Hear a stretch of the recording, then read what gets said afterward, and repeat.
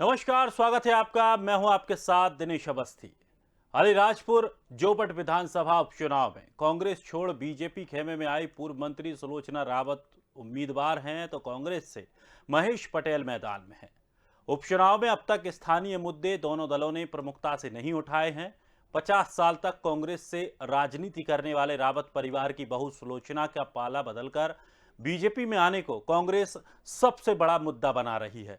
Party के नेता कहते हैं कि जिन्होंने 5 दशक की निष्ठा को छोड़ दिया, उन पर जनता कैसे विश्वास करे। दूसरी ओर बीजेपी प्रदेश सरकार की कल्याणकारी योजनाएं गिना रही है। पार्टी के नेता कहते हैं कि कांग्रेस का अब कोई भविष्य नहीं है, इसीलिए कांग्रेस के वरिष्ठ नेता भी अब बीजेपी में आ रहे हैं। जोबट विधानसभा क्षेत्र में प्रत्याशी का व्यक्तिगत व्यवहार भी निर्णायक होता है। सुलोचना यहां स्थानीय हैं, जबकि पटेल अलीराजपुर विधानसभा क्षेत्र से हैं। इसे भी चुनाव में एक फैक्टर माना जा रहा है। तो जोबट उपचुनाव में मुद्दे हैं। जोबट विधानसभा सीट पर दोनों ही पार्टियों ने अपने अपने उम्मीदवारों के नामों की घोषणा कर दी थी और पार्टियों ने अपने अपने मुद्दे भी जनता के सामने रखे, जिनके बल पर वो इस तरह के जो उपचुनाव में लड़ रहे हैं। कांग्रेस ने कहा है कि कांग्रेस ने 15 महीने के जो काम हैं, उनकी उपलब्धियां, बीजेपी सरकार की विफलता के मुद्दे पर पार्टी की चुनाव लड़ेगी। तो वहीं बिजली बिल को लेकर बात करें तो 100 रुपए में 100 यूनिट बिजली, किसान ऋण माफी और वहीं गौशाला जैसी तमाम ऐसी बातें हैं जो कांग्रेस लेकर जाना चाहती है। तो बीजेपी केंद्र की जो योजनाएं हैं, उन योजनाओं के सहारे इस चुनावों में जनता के बीच पहुंच रही है। अब देखना यह होगा कि आखिर ये फैक्टर कितने काम करेंगे, क्योंकि स्थानीय समस्याएं क्या है, स्थानीय मुद्दे क्या हैं। अगर उन पर बात नहीं होगी तो फिर काम कैसे बनेगा, ये भी देखने वाली बात होगी। और खास करके जिस समय से अब जो महंगाई, डीजल, पेट्रोल के दाम बढ़ रहे हैं, ये भी पार्टी के खिलाफ एक मोर्चा इनको लेकर के लगातार कांग्रेस ने खोला है। और इस विधानसभा सीट पर इसका क्या कुछ असर देखने को मिलेगा, ये भी देखने का विषय होगा। चलिए आज इसी विषय पर चर्चा करते हैं। मेहमानों से आपका परिचय कराते हैं। हमारे साथ शाहबर आलम, वरिष्ठ नेता बीजेपी से, और योगेश गुप्ता, प्रवक्ता कांग्रेस से जुड़ गए हैं। दोनों मेहमानों का बहुत बहुत स्वागत है हमारे कार्यक्रम में। सबसे पहले मेरा सवाल शाहबर जी आपसे है। बीजेपी की चूंकि सरकार है प्रदेश में, लेकिन जिस तरह से इस पूरे विधानसभा क्षेत्र की बात करें, लगभग 90-95% वहां पर आदिवासी वोट है। और आदिवासियों को लेकर के अगर बात कही जाए तो जयस इसमें प्रमुख रूप पर देखा जाता है। और जयस का साफ तौर पर बीजेपी सरकार के खिलाफ विरोध दिखाई दे रहा है। कितना कुछ ये फैक्टर बीजेपी को नुकसान पहुंचा सकता है? शाहबर जी, आप तक आवाज पहुंच रही है? जी जी जी, मैं ये कहना चाह रहा हूँ, कोई नुकसान कहीं से नहीं है। देखिए, आदिवासियों को जो वहाँ मुख्य संगठन है, वो बीजेपी में शामिल हुआ अभी कुछ दिन पहले, उन्होंने समर्थन किया है जोबट में जी। दूसरी बात, वहां चुनाव जो है स्थानीय प्रत्याशी को लेकर है। कांग्रेस के जो प्रत्याशी हैं, बाहरी प्रत्याशी हैं। सुलोचना रावत जी लंबे समय से कांग्रेस में थी, लेकिन वो क्षेत्र के विकास कार्य वहां नहीं हो पा रहे थे। जब 15 महीने की सरकार थी, उस समय भी सुलोचना रावत जी आती थी और उन्होंने पूर्व सरकार से भी अपने क्षेत्र के विकास के लिए संपर्क किए थे, नहीं होते थे।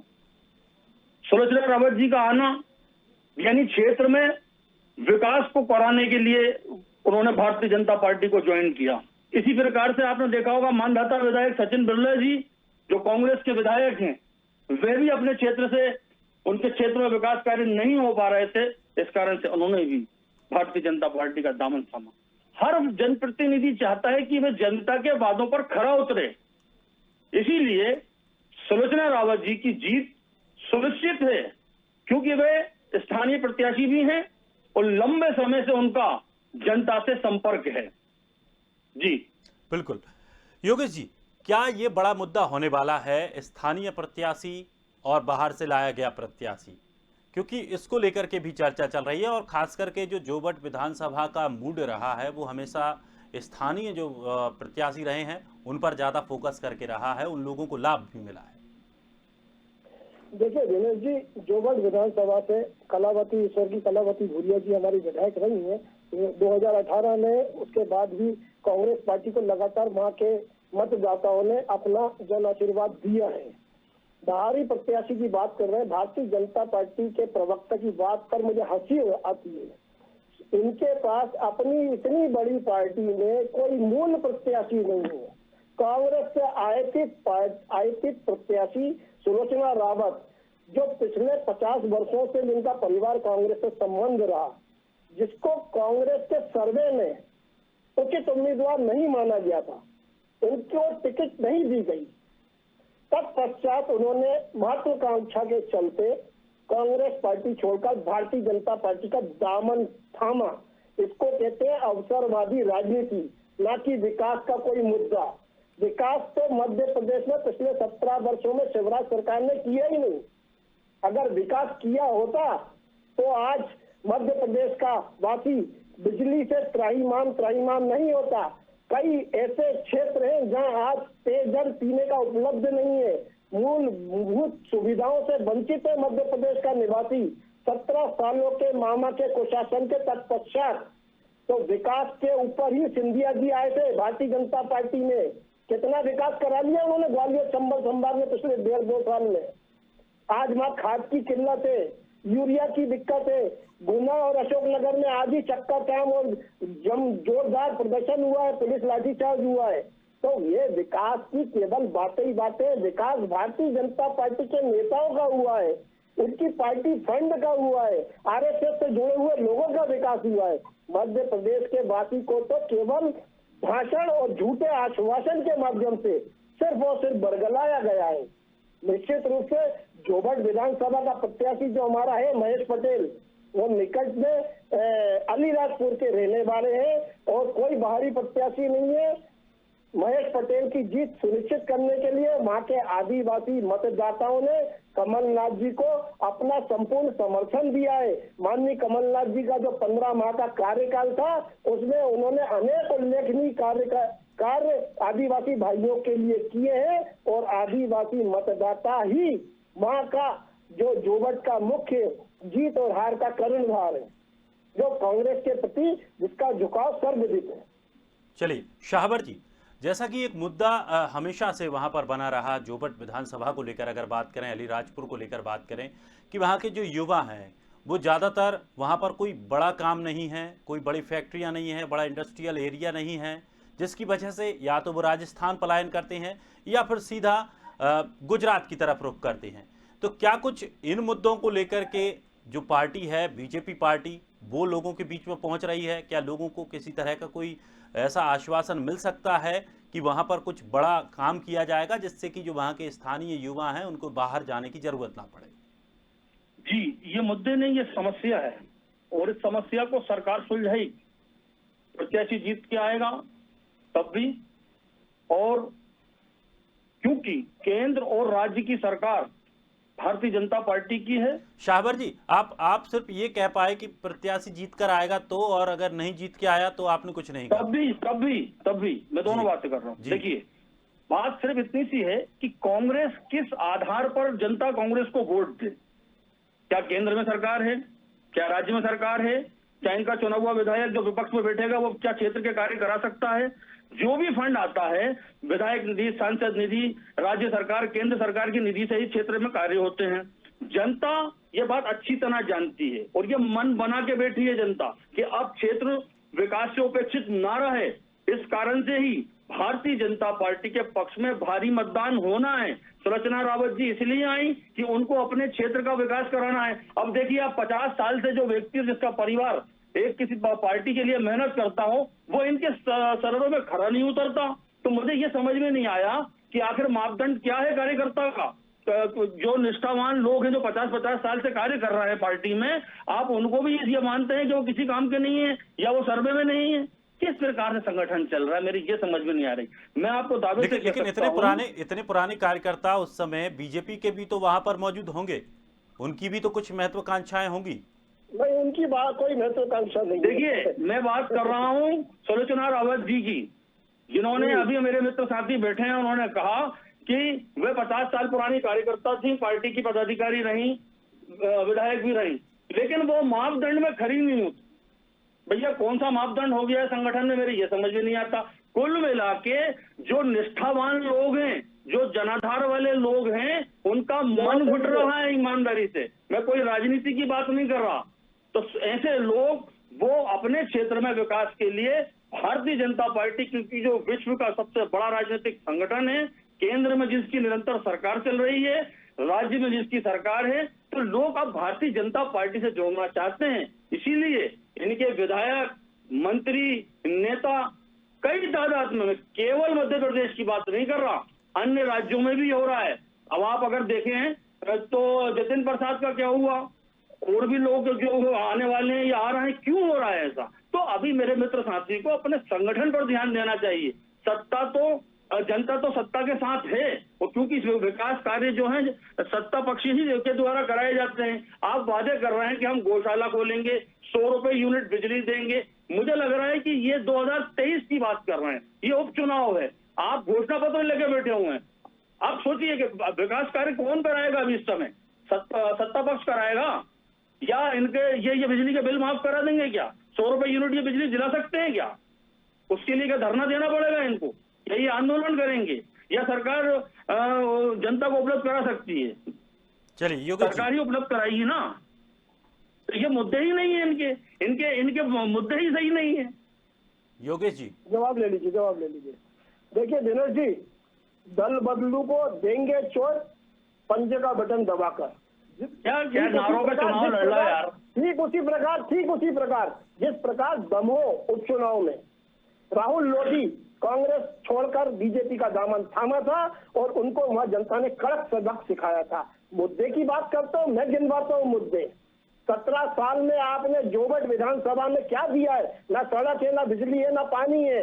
वहाँ मूलभूत सुविधाओं से वंचित है वहाँ का हमारा आदिवासी भाई। आप महंगाई, महंगाई है,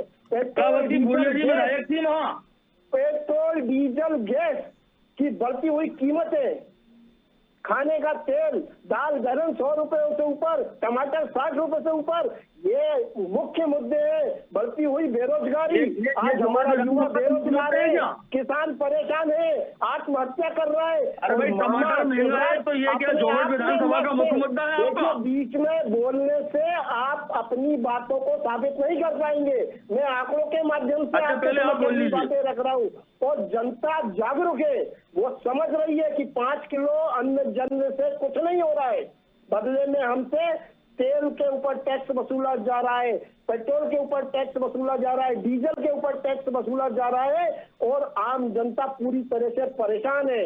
उसका कोई उपाय ना केंद्र में बैठी मोदी सरकार के पास है, ना शिवराज सरकार के पास है। फौरी तौर पर राहत की आवश्यकता है आज मध्य प्रदेश के हर निवासी को, जिसके बारे में मामा चर्चा नहीं करते हैं। 23,000 से ज्यादा झूठी घोषणा पहले कार्यकाल में कर चुके हैं। आज पुनः 18 महीने में 1800 2,500 के ऊपर की इनकी घोषणाएं हो चुकी है। तो घोषणा वीर मुख्यमंत्री की आदतों से मध्य प्रदेश और जोबट विधानसभा का मतदाता भली भांति परिचित है। निश्चित रूप से वहाँ सुलोचना रावत हारेंगी और महेश पटेल की जीत कर आएंगे। और रही बात, इन्होंने कहा अगर शाहवर आलम जी की बात के हिसाब से मतदान होने लगा ना, तो विपक्ष का तो कोई नाम ही नहीं होगा। जिस प्रकार ये मानते हैं कि सत्ता में जो दल होगा उसी का प्रत्याशी विजयी होगा। भूल गए शिवराज जी के पिछले कार्यकाल में 11 उपचुनाव हमने जीते थे, 11। तो ये मत भूलिए, ये जो आपकी आधी अधूरी जानकारी है ना, इसको आप प्रयास कर रहे हैं, चलिए योगेश जी, होने वाला है। आप आंकड़ों पर आइए, आपने कितने युवाओं को रोजगार दिया, कितने किसानों का कर्जा माफ किया, कितनी गौशालाएं खोली, इंदिरा गृह ज्योति योजना के अंतर्गत हमने 100 यूनिट तक बिजली दी है 100 रुपए में। ये बात कमलनाथ जी ने कही है। भले ही आज हम सत्ता में नहीं है, लेकिन हमारे मतदाता को ये भली बात ही मालूम है। मिलावट खोरों के खिलाफ हमने प्रभावी कार्रवाई करके दिखाई है। भू माफियाओं के खिलाफ नेक नियत से उनका सफाया किया है। मध्यम वर्गीय को फौरी तौर पर राहत पहुंचाने का काम किया है। पंडित पुजारियों का मानदेय डबल किया है। विधवा पेंशन योजना के माध्यम से वृद्धों को फायदा पहुंचाया है। आदिवासी भाइयों को जो जहां पर काबिज था उसको वहां मूल निवासी का पट्टा बनाया है। तो इस प्रकार के कई उल्लेखनीय कार्य माननीय कमलनाथ जी की सरकार ने किए हैं, और उन कार्यों को वहां का आदिवासी भाई भूला नहीं है। निश्चित रूप से कांग्रेस का प्रत्याशी विजयी होगा। चलिए शाहवर जी। जी देखिए, ऐसा है कि 15 महीने के अगर कार्य इनके होते जो इन्होंने गिनाए हैं, तो भैया उपचुनाव में आपके प्रत्याशियों का क्या हुआ? क्यों जनता ने उनको उन्हीं लोगों को चुन लिया जो आपके विधायक थे? 15 महीने में केवल और केवल वल्लभ भवन बदनाम हुआ है, ठीक है।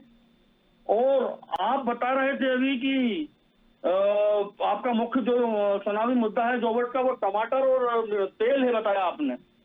तो भैया टमाटर 30 रुपए किलो बिक रहा है। बढ़ती हुई महंगाई, बढ़ती हुई महंगाई, हद हो गई यार, हद हो गई। मतलब आप टमाटर और तेल पे चुनाव लड़ रहे हैं, यहाँ क्षेत्र के विकास की बात हो रही है। यहाँ जोबट विधानसभा के मुख्य मुद्दे जो हैं उनको हल कराने के लिए वहाँ की जनता आतुर बैठी हुई है कि वो सरकार से कब जुड़े। अरे भाई सुन लीजिए, अरे भाई मैंने आपको सुना ना योगेश जी, चलिए योगेश जी, मैंने आपको सुना ना अभी। अब आप मुझे सुनेंगे, आप बीच में बोल रहे थे। अरे तो आप बोलते रहिए, चलिए अब मैं तो हो जाता हूँ, आप बोलिए। नहीं आप फिर मैं वही आपको सिखाना चाह रहा था कि भाई अरे आप हमें सिखाओगे के बीच में, जब आप अरे भाई आप हमें सिखाओगे तो कैसा महसूस होता है ये मैं आपको। अरे भाई आप हमें सिखाओगे क्या? अरे कांग्रेस में भी आप मुझसे बहुत जूनियर थे, आप मुझे सिखाएंगे क्या? आप तो मुख्य मुद्दों पे आइए, क्या सिखाएंगे? आप कांग्रेस में बहुत जूनियर थे मुझसे, सुनिए। अरे आप जैसा ईमान तो नहीं है मेरा, दल बदल के तो नहीं गया मैं, गद्दारी तो नहीं की अरे मैंने भैया पार्टी के साथ। आपके ईमान पे आ गई बात। अरे आपको गद्दारों घोषणा नहीं दिया जाता था कमलनाथ जी मुख्यमंत्री से किसी से चलिए कांग्रेस के लोग? व्यक्तिगत कटाक्ष न करते हुए हम मुद्दे पर बात कर लेते हैं। व्यक्तिगत कटाक्ष न करते हुए ये 15 महीने लोगों को याद है कांग्रेस के, उसको हम किक आउट करेंगे जो जाना चाहता है पार्टी से। 15 महीने। अरे आपके पास बचे कितने हैं? जरूरत नहीं है गद्दार। अरे भाई बचे कितने हैं आपके पास? पार्टी में गद्दार नहीं चाहिए हमें हमारी पार्टी में। राहुल भैया को आपकी राजनीति आपने खत्म कर दिया, सुरेश पचौरी जी आपके पास है नहीं, अरुण यादव जी को आपने खत्म कर दिया, सिंधिया जी आपके पास है नहीं, आपके पास केवल 2 नेता, उनमें से भी एक बचना है अगली बार। पार्टी से गए जिस पार्टी ने उनको क्या कुछ नहीं दिया। अरे भाई यही तो होना है, राजनीतिक क्या आप लोग जो है यही कहते हो कि सब क्या नहीं दिया। AICC में महासचिव बनाया, प्रदेश में नंबर 3 के नेता थे, और अब कौन सा नंबर मिला उनको? 10 नंबर ही, 10 नंबर के नेता हो गए सिंधिया जी।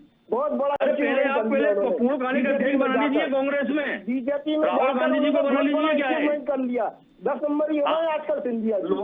अब 10 नंबर ही हो गए। जो व्यक्ति केंद्र में सरकार में मंत्री है, जिसके 11 मंत्री हो गए, मंत्री बनने के लिए गए थे, वो मंत्री बनने के लिए ही गए थे। यही बोलते रहिए आप लोग, और अच्छा ठीक है, हमें अच्छा लगता है आप यही नारे रखते रहे। योगेश जी अब मुद्दे पे आ जाते हैं, अपन जोबट पे आ जाते हैं। आप कैसे विकास कार्य करेंगे? 100 रुपए में जो बिजली आप कैसे दे देंगे मुझे बताइए? 100 रुपए में बिजली हमने देकर दी है, दिखाइए कार्यकाल में बताइए ना, और किसी एक वर्ग विशेष के लिए नहीं। अरे भैया इस चुनाव में बताइए ना, आप मुद्दे जो लेके जा रहे हैं 100 रुपए में आप बिजली दे देंगे, कितना बड़ा धोखा दे रहे हैं आप बताता हूँ। शाहवर जी कांग्रेस का ये कहना है कि इन मुद्दों को लेकर वो जाएंगे जो उन्होंने अपने 11 महीने के कार्यकाल में जो काम किया उस काम को लेकर जाएंगे। अच्छी बात, बिल्कुल बिल्कुल बिल्कुल जाना चाहिए, बिल्कुल जाना चाहिए। जनता ने इनको उपचुनाव में नकार दिया था, 22 में से 19 विधायक जीत के आ गए थे। यदि इनके 15 महीने के कार्यकाल ठीक होते तो आज इनके विधायकों की संख्या ज्यादा होती, और जो विधायक वर्तमान में है वो कांग्रेस छोड़कर जाते नहीं। गद्दारों की कहानी जुदा थी, तब की परिस्थितियां आ जाती है। अरे ये नारा पुराना हो गया, खिलाफ कर दिया जनता ने आपके नारों को। कहानी थी, आपको इस नारे की वजह से मुंह खाना पड़ी उपचुनाव में। उन 22 गद्दारों में से 2023 में कितने गद्दारों को भारतीय जनता पार्टी टिकट देगी, ये 2023 में हम देखेंगे कि कितने गद्दारों को टिकट देगी 2023 में भारतीय जनता पार्टी। आप कब तक बचते हैं कांग्रेस में, ये देखने वाली बात होगी। चलिए योगेश जी, तो कांग्रेस ही है तन मन धन से दिल से। योगेश जी क्या कांग्रेस जोबट में दिवंगत कलावती भूरिया को सहानुभूति दिखाते हुए क्षेत्र में वोट मांगने का प्रयास में है, और क्या उस सहानुभूति का कुछ फायदा कांग्रेस को मिल पाएगा? नहीं देखिए ठीक है दिनेश जी, आपने सहानुभूति वर्ड का उपयोग किया। निश्चित रूप से जब उपचुनाव में प्रत्याशी की डेथ होती है आकस्मिक, तो सहानुभूति की एक लहर तो होती है, मैं इससे इनकार नहीं करता हूँ। उसका कहीं ना कहीं प्रत्यक्ष और परोक्ष रूप से लाभ भी मिलता है। मगर हम अपने कार्यकाल की जो उपलब्धियां हैं वो लेकर जनता के सामने जा रहे हैं। दूसरा, जो अभी वर्तमान परिस्थितियों में महंगाई मुख्य मुद्दा है। आज किचन का खर्चा कम से कम 2,500 से 3,000 रुपए प्रति माह हर रसोई का बढ़ गया है, चाहे वो जोबट की हो, चाहे रेगांव की हो, चाहे खंडवा की हो, चाहे भोपाल की हो। तो इसको आप कहा किस प्रकार से इससे आप डिनाई करेंगे, और जनता को राहत देने के लिए आप कुछ कर नहीं रहे। पेट्रोल से आप 72 रुपए टैक्स वसूल रहे हैं 1 लीटर पर, डीजल पर 68 रुपए, गैस सिलेंडर पर 58 रुपए 60 पैसे। तो इस प्रकार जब आप लूट खसोट की राजनीति करोगे और जनता को केवल झूठे भाषण और आश्वासनों से बरगलाने की कोशिश करोगे, तो मतदाता आज का समझदार है। उसने 2018 में अपना निर्णय दिया था, षड्यंत्र पूर्वक इन्होंने कुर्सी हत्या ली, उसी मामा को पुनः मुख्यमंत्री का चेहरा बना दिया, जिसको जनता नकार चुकी थी, कुर्सी से उतार चुकी थी। तो ये इन सब बातों का लाभ कहीं ना कहीं कांग्रेस पार्टी को मिलेगा। चलिए शावर जी, जिस तरह से बीजेपी की अगर बात करें तो बीजेपी केंद्र सरकार की योजनाएं, खास करके प्रधानमंत्री मोदी के चेहरे पर आमतौर पर चुनाव लड़ती है। क्या केंद्र की योजनाओं को बखान करके उन योजनाओं को लेकर जनता के बीच में जाने वाली है? और सबसे बड़ी बात यह है कि इस समय जो महंगाई को लेकर के माहौल बना है पूरे देश में, हर चीज में लेकर देखा जाए तो हर चीज में महंगी हर चीज हुई है, और सीधा सीधा इसका असर हर आम आदमी के जीवन पर पड़ा है और उससे वो परेशान भी है। तो इन मुद्दों को और केंद्र सरकार की योजनाओं के भरोसे क्या बीजेपी जोबट विधानसभा चुनाव में वोट मांगने जा रही है? देखिए, ऐसा है, केंद्र और राज्य की सरकार मिलकर प्रदेश में विकास कार्य कर रहे हैं, बताने की आवश्यकता नहीं है। जनता ये जानती है कि हमें कमजोर विपक्ष चुनना है या भारतीय जनता पार्टी की मजबूत सरकार और उसका संगठन को देखना है। इसीलिए तो कांग्रेस के कई मित्र, एक विधायक हमारे अभी सचिन बिरला, वो भी आ गए, सुलोचना रावत आपके सामने हैं, अन्य कई लोग जिनका दम घुट रहा है कांग्रेस में, वो भी धीरे धीरे आते चले जा रहे हैं। तो जनता ये जानती है कि हम कमजोर विपक्ष को चुने या मजबूत सरकार को चुने। तो सीधा मैं आपको बता दूं, जोबट विधानसभा सहित रेगांव और आपका पृथ्वीपुर और आपका लोकसभा में 3 विधानसभा और 1 लोकसभा, ये भारतीय जनता पार्टी भारी मतों से जीत रही है। मैं इस बात को दावे से कह सकता हूं। अब आप मुद्दे गिना रहे थे कि ये पूर्व सरकार के मुद्दों पे चुनाव लड़ना है, उनकी उपलब्धियों पर। भैया, उपचुनाव हुए थे 22 विधानसभा क्षेत्र में, क्या हुआ? अगर यदि विकास कार्य होते 15 महीने में तो जनता आपको निश्चित रूप से चुनती। किसानों के मसले हल होते तो निश्चित रूप से किसान आपके साथ होता, युवाओं के मसले होते तो निश्चित रूप से युवा आपके पक्ष में वोट करता। क्यों आ गए? तो ये मुद्दे जो हैं विफल हैं, फ्लॉप हैं, जनता जागरूक है। जोबट विधानसभा और अन्य महंगाई का मुद्दा भी विफल रहेगा। महंगाई का मुद्दा भी, महंगाई अंतर्राष्ट्रीय मामला। देखिए, तेल की कीमत हो चाहे महंगाई की कीमत हो, अब देखिए जैसे बढ़ते घटते रहते। अब टमाटर मान लीजिए अभी 60 रुपए बिका, आज 30 रुपए क्यों बिक रहा है? ये सब्जियों के दाम, ये चीजें तो बढ़ती घटती रहती हैं, इससे उतना फर्क नहीं होता। लेकिन केंद्र के जो मुद्दे हैं मेन, जैसे नल जल योजना, आपने देखा होगा घर घर नल पहुंचाने की जो योजना है भारतीय जनता पार्टी की, वो 2022 में पूर्ण हो रही है। इसी प्रकार से युवाओं के रोजगार का मामला है, उस पर भी तेजी से कार्य कर चल रहा है। देखिए, काम हो रहे हैं, जब तो जनता भाजपा को चुन रही है। तो ऐसा नहीं है जो हमारे साथी आरोप लगा देते हैं कहीं कुछ नहीं हो रहा। अरे भाई, कहीं कुछ नहीं हो रहा तो जनता आपको क्यों नहीं चुन पा रही? आप सरकार में क्यों नहीं आ रहे? आपकी बनी बनाई सरकारें क्यों चली जाती हैं? पंजाब से कैसे खिसक गए आप? छत्तीसगढ़ में क्या हो रहा है? राजस्थान में क्या हो रहा है? मध्य प्रदेश में 2018 में क्या हो चुका है? इस पर विचार करने की जरूरत है, ना कि केवल और केवल असत्य आरोप लगाने। चलिए योगेश जी।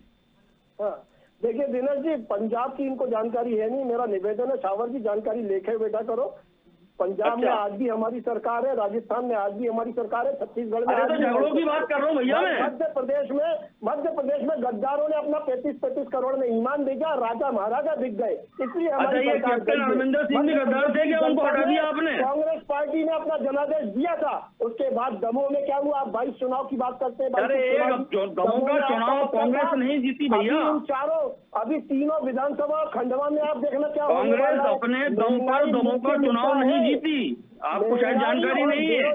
आप पूर्ण रूप से राजनीतिक नहीं है। मुख्य मुद्दा आप है नहीं- किसानों की आत्महत्या में उपचुनाव जो है, सुनिए, दमोह का उपचुनाव भारतीय जनता पार्टी की एक खामी की वजह से हारे। कांग्रेस अपने दम पर नहीं जीती। मध्य प्रदेश को बनाया, कुपोषण में नंबर 1 मध्य प्रदेश को शिवराज सरकार ने बनाया। तो प्रदेशवासी भली भांति शिवराज जी की कार्य प्रणाली से परिचित है और शिवराज जी को इस बार इन उपचुनावों में मुंह की खानी पड़ेगी।